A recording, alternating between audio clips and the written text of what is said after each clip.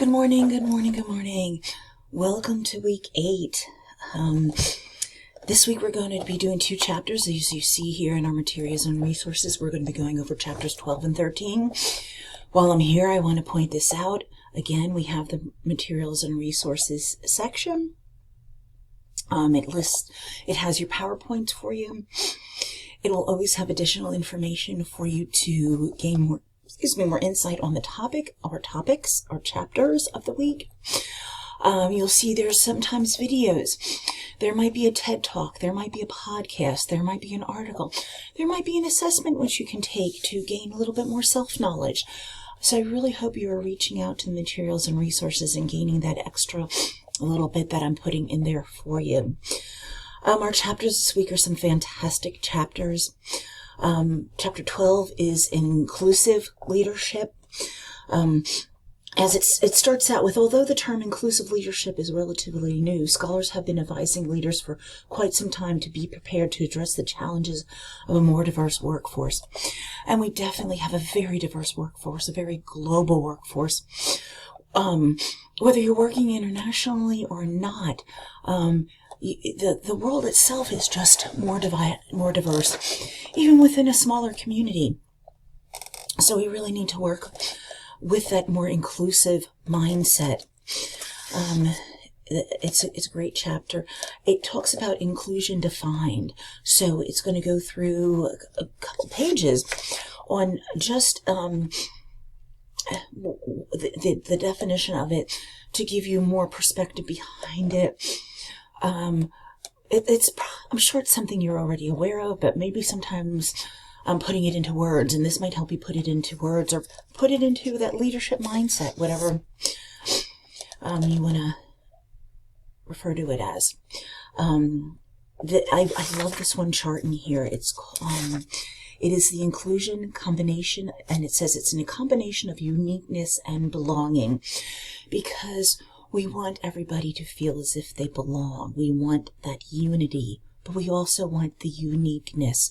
We want those other perspectives, the diversity, the perspectives that others of a different culture, of a different mindset, what they can bring to the table, so to speak, is incredible.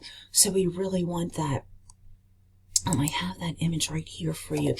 It's basically the same image from the book, but it talks about when you have either low uniqueness and low belongingness versus high uniqueness and I'm going the wrong way, high uniqueness and high belongingness, or if you have a low one and a high one, and vice versa.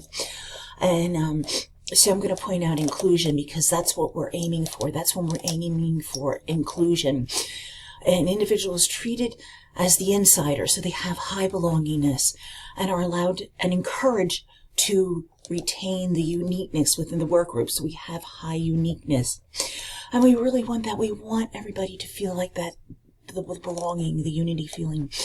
But we also want to have them bring their unique characteristics, their unique mindset, again, to the table. So I just love that particular graph that's in the book. It gives you a model of inclusive leadership, which is really great. It can help you really build on this very timely, very important leadership aspect that we can throw into our leadership repertoire, so to speak. As I mentioned, it gives you a model of it, but then it also, how does it work? And then, as always, it lists in the back of the book the strengths, the criticism, and the application. I love that about this book. I say that every week, but I do. So I know you're going to enjoy this chapter, and I can't wait to hear your thoughts on it. We also, though, have chapter 13 this week. Let me jump on over there for you in the textbook. Followership.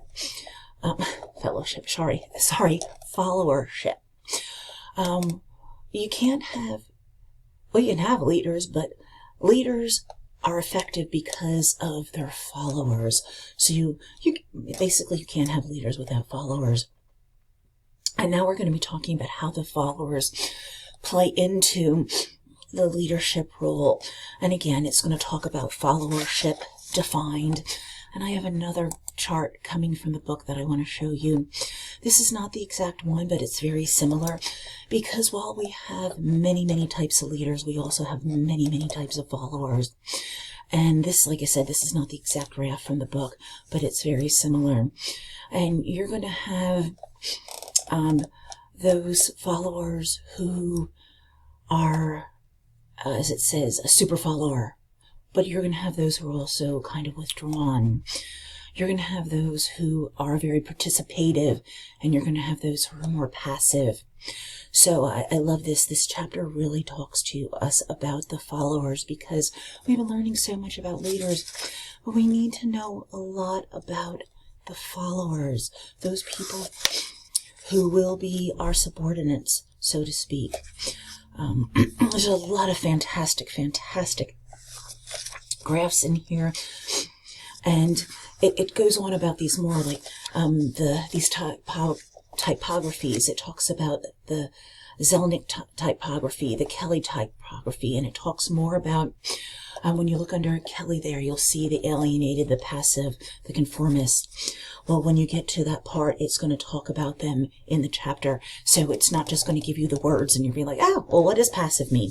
It's going to give you an example of what the passive follower will be like, so what you can expect. So this chapter is very detailed, but in a good way, giving you the details that you need so that you're going to understand these followers. And if you're already in a leadership role, I would like you to not step back from the leadership role this week, but step more into the followership role, or start viewing the followers maybe in a different way.